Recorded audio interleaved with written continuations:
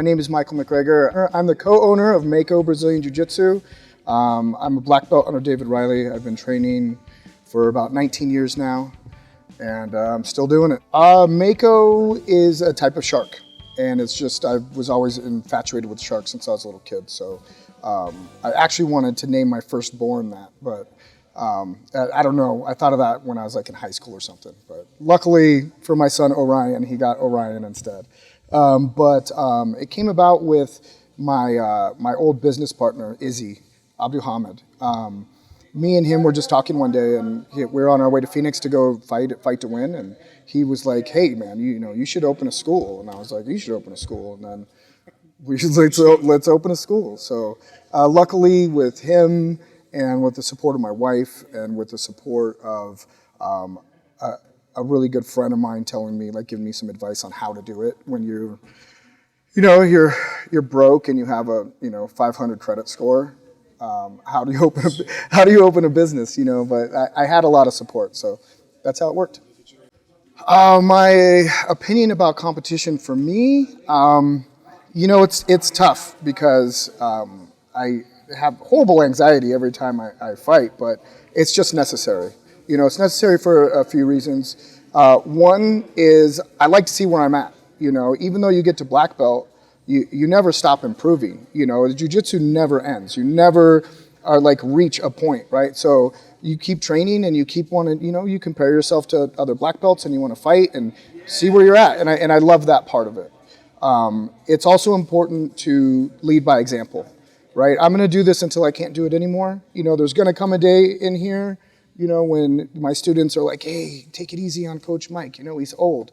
But I'm pushing that away as long as I can. I'm still beating the crap out of some of these 20-year-olds. But I want to get out there and show them, like, hey, look, push through your anxieties, push through your fears, come in, train hard. It's what we do. Get out there and do it. There's a phrase that I heard a long time ago, and they said that courageous people, it's not that they're not afraid. It's that they're afraid and they do it anyway. And that's just how I go about it. It makes me feel better when I'm about to fight. So, that's another reason that we have to compete, is just to lead by example. As a coach, man, I think, I want to, in one respect, I'm like, you got to do it, right? Because it's so beneficial. I'd say when you prepare for a competition and then you go out and do it, win or lose, the amount of knowledge you gain about your own game and different ways that you can change it, different ways you can improve it, and just learning how to be resilient, work through those fears, get out there and fight. There's no end to how good that is for you. So I want to say that, right? But on the other hand, there's people that don't want to do it. There's people that want to come in, they want to train casually, they fight hard in here, they're great for our competitors, they give our competitors good rounds, but they don't want to do it. So, okay, I got to say, as long as you're doing jiu-jitsu, I'm happy. But if you want to compete, definitely do it. Expectations for a coach, for a competitor. So I've seen how busy lives are, right? People have a lot of crap going on. They have kids, they have jobs. Some of them have 2 jobs. It's not like this is all they do. And it's not that everybody who goes out and competes wants to be a world champion. So my expectation is for you to be able to go in and compete and say that you trained as hard as you could, as much as you could, you showed up, and you gave it your all in your training so that when you got there, that you knew that you were prepared. That's it. Is like you just do the best you can, basically.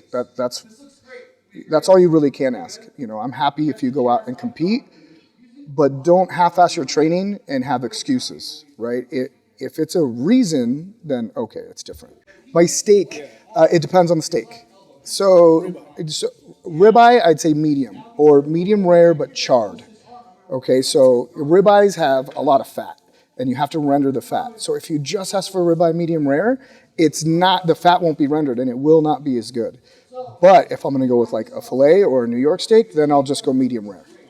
Training jiu-jitsu, I got started because Well, I had just kind of been a screw up, and then got sober, and found myself walking down the street and walking past a Hapkido studio. And I went in there and I just signed up kind of on a whim. And I did that for about a year. And then I was kind of like, this is bullshit. Like, I want to find something, that pushes me a little bit more and that I think is actually practical and will, like, really work, I'm like, not going to grab someone's wrist and twist it and flip them over. And yeah. Yeah. No, so I wanted something that worked, and I had seen, the UFC, and I wrestled also. So ground fighting just kind of came as a natural choice to me. So I found a gym in LA. Luckily, I found an amazing coach right off the bat. My first coach just happened to be spectacular. His name's Chris Lissandro from Street Sports in Los Angeles, and that was it. I fell in love with it from there. Jiu-jitsu is different from when I started to now. In a few respects, I could see it changing. As time went on, as I trained. I think that now it's a lot more for casual, to go in and just train. That when you're not going to compete, right? You can be like a kind of like a weekend warrior type thing with jiu-jitsu now. And before, it was kind of like people who wanted to fight, like really fight, went and did jiu-jitsu. And it was a little bit rougher.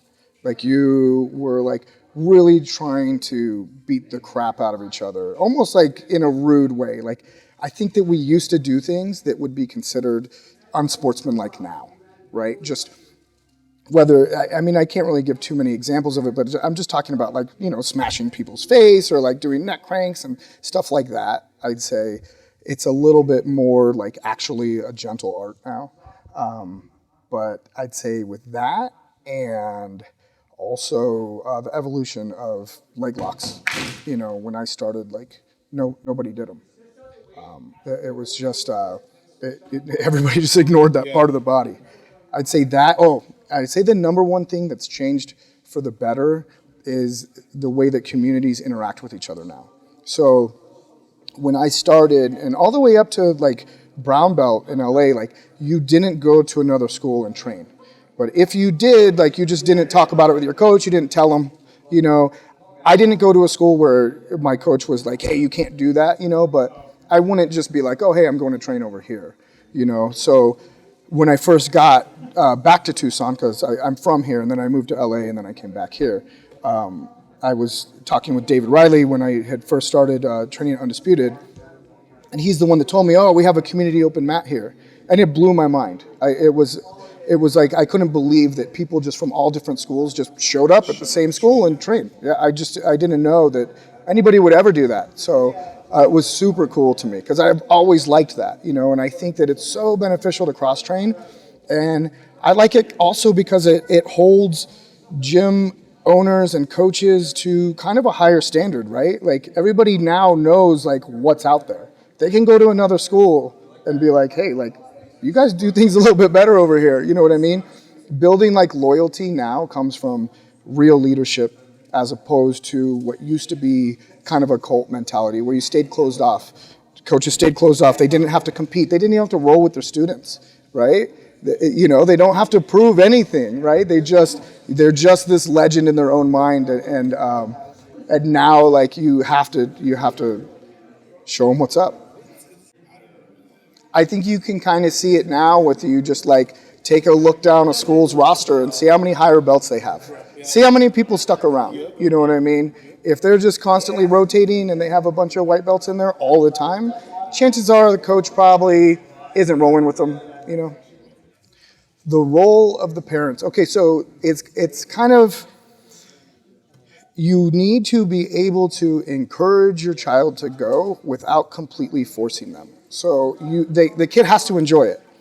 And that's where it kind of becomes a little tricky because your kid has to know how to fight. If you're a good parent, like your kid has to know how to defend themselves, right? So it's like, if you have a kid that doesn't want to go to jiu-jitsu, then my recommendation is to find something, judo, boxing, Something, yes, but I'd say that, you know, the role is just to encourage them and push them to come, but not force. So that's just my personal experience with my son. Is that he'll be like, no, I don't want to go, and I'll be like, come on, man, you're going. Okay, fine, but you're not watching your iPad. Okay, I'll go.